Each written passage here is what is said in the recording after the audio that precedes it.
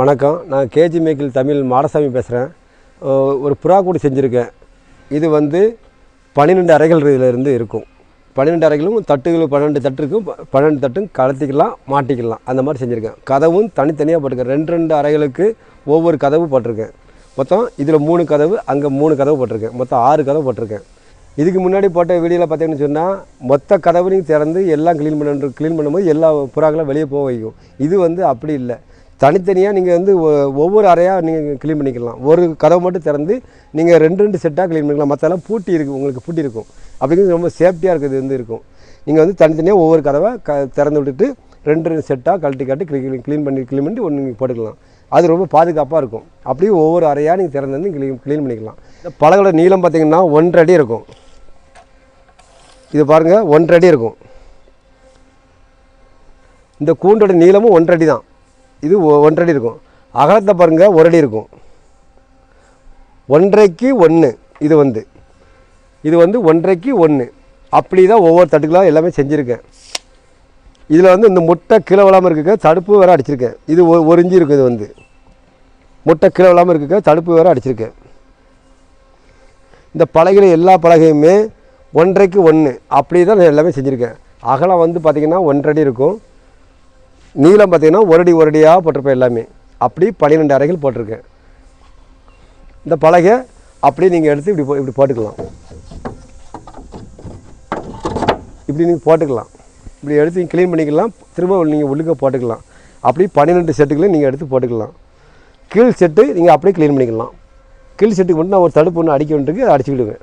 இப்போ வந்து பார்த்திங்கன்னா இந்த கூண்டோட நீளம், உயரம், அகலத்தை இந்த 3ஐயும் நம்ம பார்க்க போகிறோம். இந்த கூண்டோடைய அகலம் ஃபஸ்ட்டு பார்த்திங்கன்னு சொன்னால் 1.5 அடி. அதுக்கப்புறம் இந்த கூண்டோட உயரம் பார்த்திங்கன்னு சொன்னால் கூண்டு மட்டும் பார்த்திங்கன்னா 3 அடி தான். கால் ஒரு 1/2 அடி வச்சுருப்பேன். மொத்தம் 3 அடி வரும். அப்புறம் இந்த கூண்டோட நீளத்தை பார்த்திங்கன்னா 4 அடி வரும். 4 அடி வரும்.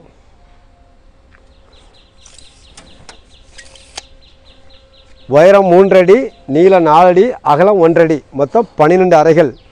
ஒவ்வொரு அறை 2 அறைகளுக்கு ஒவ்வொரு கதவு அப்படி போட்டிருக்கேன். இதில் ஒரு 3 கதவு, இதில் ஒரு 3 கதவு, மொத்தம் 6 கதவு போட்டிருக்கேன்.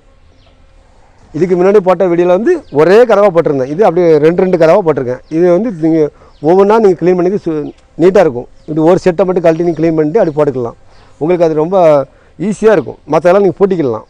அதுக்கப்புறம் பார்த்தீங்கன்னு சொன்னால் பலகை புறாமே எல்லாமே தேக்கு பலகை, வேங்க பலகை, கோங்கு பலகை தான் போட்டேன். சாதிக்காய் பலகை நான் செய்யலை. அதனால் பலகை உங்களுக்கு நல்லா ஸ்ட்ராங்காக இருக்கும்.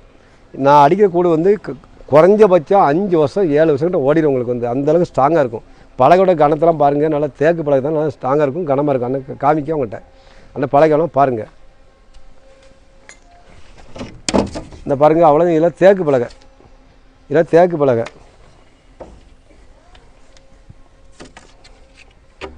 இந்த பலகைலாம் பாருங்கள், நல்லா ஸ்ட்ராங்காக இருக்கும். ஆனால் எல்லாம் கனத்த பலகை தான் போடுது.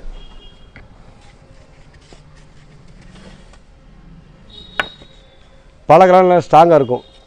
அதனால் லைஃபாக உங்களுக்கு வந்து நல்ல உழைப்பு இருக்குது. உங்களுக்கு வந்து நான் ஏகப்பட்ட கூட்டு நான் அடிச்சிருக்கேன். நிறைய பேருக்கு நான் கொடுத்துருக்கேன். இது வரைக்கும் எந்த கம்ப்ளைண்ட்டும் எனக்கு வந்தே கிடையாது. அதனால் நல்லாயிருக்கும். கதவுல உங்களுக்கு வந்து நல்லா ஃப்ரீயாக போட்டிருப்பேன். நல்லா ஈஸியாக திறக்கிற மாதிரி வைக்க மாதிரி போட்டிருப்பேன்.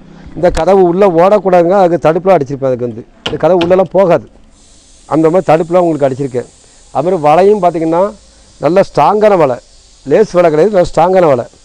லேசான வலை அடிக்கிறேன், ஸ்ட்ராங்கான வலை அடிச்சிருக்கேன். நல்லா ஆணி நல்லா எல்லாம் நெருக்கமாக வச்சு அடித்து நல்லா ஸ்ட்ராங்காக உங்களுக்கு வந்து அடிச்சிருக்கேன். அதனால் உங்களுக்கு நல்ல உழைப்பு நல்லாயிருக்கும். அதுமாதிரி கீழெலாம் பாருங்கள், பவுடர் கோட்டிங் கீழ் தான் போட்டிருக்கேன்.